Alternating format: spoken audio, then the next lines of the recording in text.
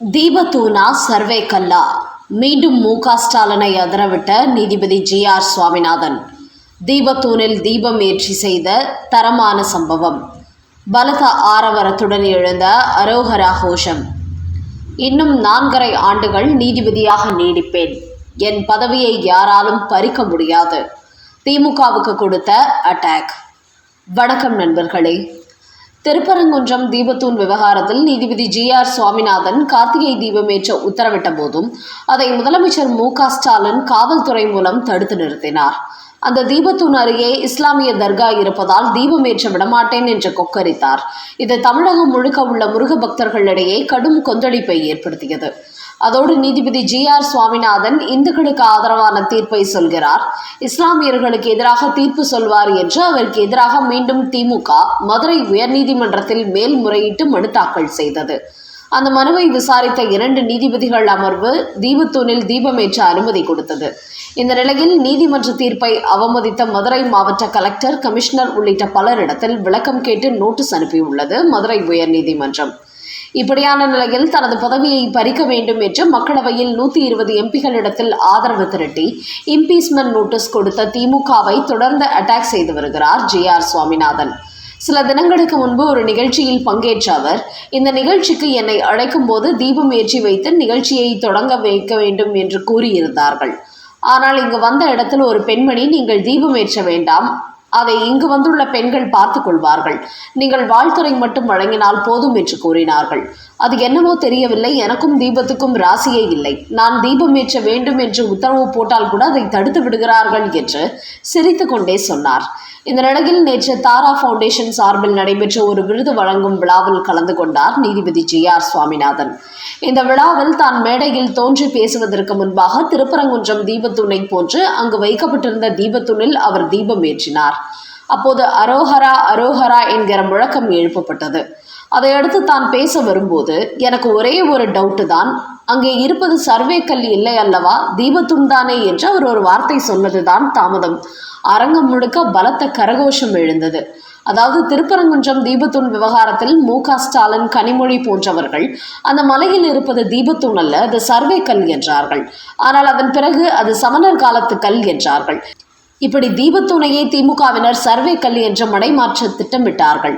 அதை இந்த நிகழ்ச்சியில் மேடை ஏறியதுமே நினைவுபடுத்தும் வகையில் அங்கு இருந்த தீபத்தூணில் தீபம் ஏற்றிய போது, அது சர்வே கல்லிலேயே தீபத்தூண் தானே என்று சிரித்தபடியே பேசத் தொடங்கினார்.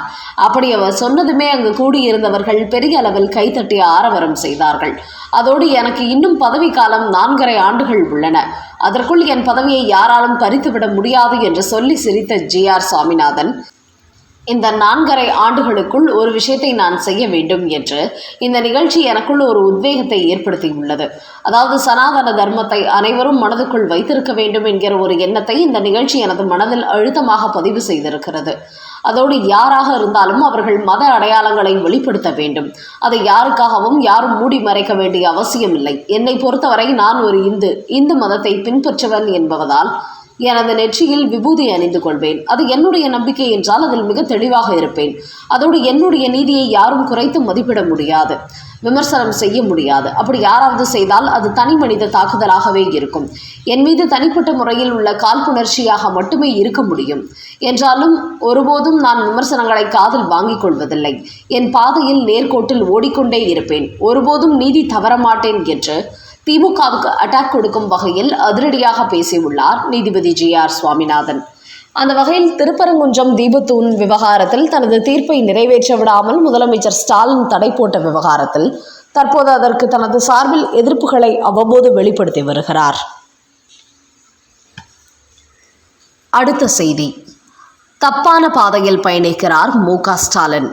கருணாநிதி இருந்திருந்தால் தீபம் ஏற்ற எண்ணெய் வாங்கி கொடுத்திருப்பார்.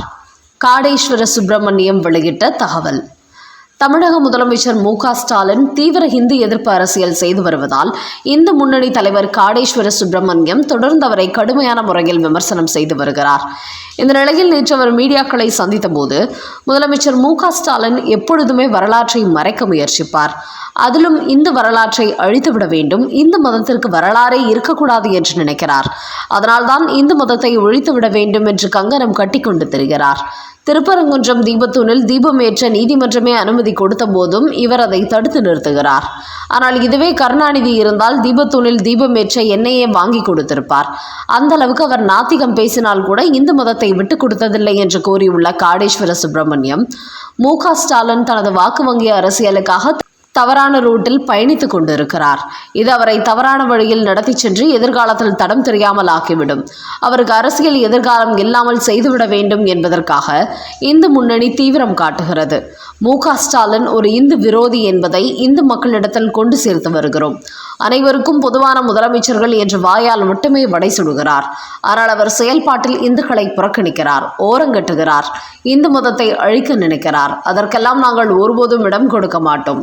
இந்து மதத்தை அழிக்க நினைத்தால் அவர்தான் அழிந்து போவார். இந்து மதத்தின் வரலாற்று தெரியாமல் அவர் செயல்பட்டு வருகிறார். இதற்கெல்லாம் 2026 சட்டமன்ற தேர்தலில் அவருக்கு நிரந்தர முடிவு கட்டும் என்று கூறியிருக்கிறார் இந்து முன்னணி காடேஸ்வர சுப்பிரமணியம். அடுத்த செய்தி. சட்டமன்ற தேர்தலில் பாஜக 30 தொகுதிகளில் போட்டி. கோவில் நகரங்களில் களமிறங்குகிறது. 2024ஆம் ஆண்டு மக்களவைத் தேர்தலில் அதிமுக, பாஜக கட்சிகள் தனித்தனியே போட்டியிட்டார்கள். அப்போது பாஜகவுக்கு பல தொகுதிகளில் 2ஆம் இடம் கிடைத்தது. அந்த அடிப்படையில் பார்க்கும்போது இந்த சட்டசபை தேர்தலில் பாஜகவுக்கு 83 தொகுதிகளில் வெற்றி வாய்ப்பு இருப்பதாக கூறப்படுகிறது. அதனால் தேசிய ஜனநாயக கூட்டணியில் அதிமுகவும் இணைந்திருப்பதால் கூட்டணிக்கான பலம் அதிகரித்துள்ளது. அதோடு இந்த சட்டமன்ற தேர்தலில் பாஜக தங்கள் சார்பில் போட்டியிடும் கூட்டணி கட்சிகளுக்கும் சேர்த்து அதிமுகவிடம் 56 தொகுதிகள் கேட்டு வந்தது. ஆனால் தற்போது பாஜக மற்றும் 30 தொகுதிகளில் போட்டியிட திட்டமிட்டுள்ளதாம். மற்ற கூட்டணி கட்சிகளுக்கு அதிமுக தொகுதிகளை கொடுக்க வேண்டும் என்று பேச்சுவார்த்தை முடிவாகி இருக்கிறது. அதனால் தேசிய ஜனநாயக கூட்டணியில் இணைந்துள்ள பாஜக தவிர அமமுக, பாமக, தமிழ் மாநில காங்கிரஸ் உள்ளிட்ட அனைத்து கட்சிகளுக்கும் அதிமுகவை தொகுதிகளை பிரித்து கொடுக்கிறது. அதோடு பாஜகவை பொறுத்தவரை கடந்த மக்களவைத் தேர்தலில் தங்களுக்கு அதிகமான ஓட்டுகள் கிடைத்த தொகுதிகளை இலக்காக வைத்து வேட்பாளர்களை களமிறக்குகிறது. குறிப்பாக கடந்த சட்டமன்ற தேர்தலில் 20 தொகுதிகளில் போட்டியிட்டு 4 தொகுதிகளில் வெற்றி பெற்ற நிலையில் இந்த துறை 30 தொகுதிகளில் போட்டியிட்டு 25 தொகுதிகளாவது வெற்றி பெற்றுவிட வேண்டும் என்று பாஜக திட்டமிட்டு வருகிறது. அதற்காக கோவில் நகரங்களை பார்த்து பாஜக களமிறங்க முடிவு செய்துள்ளது. அதோடு எடப்பாடியும் டிடிவி தினகரன் ஒன்று சேர்ந்து விட்ட போதும் கட்சி தொண்டர்களிடையே இன்னும் பெரிதாக இணக்கம் ஏற்படவில்லை என்று கூறப்படுகிறது. அதன் காரணமாகவே விரைவில் எடப்பாடி வீட்டுக்கு டிடிவி தினகரனும், டிடிவி தினகரன் வீட்டுக்கு எடப்பாடியும் சென்று விருந்து சாப்பிட போகிறார்களாம்.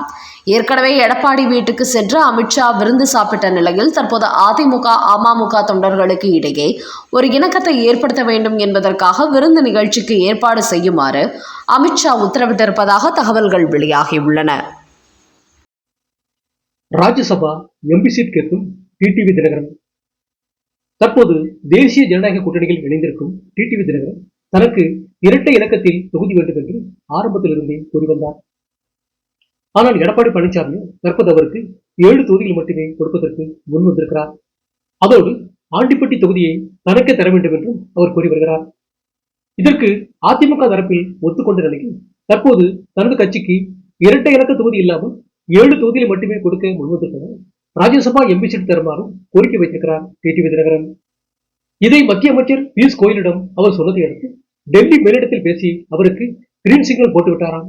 இதனால் கடும் உற்சாகம் அடைந்துள்ள டிடிவி தினகரன் தான் போட்டியிட திட்டமிட்டிருந்த ஆண்டிப்பட்டி தொகுதியில் தனது மனைவியை போட்டியிட வைக்கவும் முடிவு செய்திருக்கிறார்.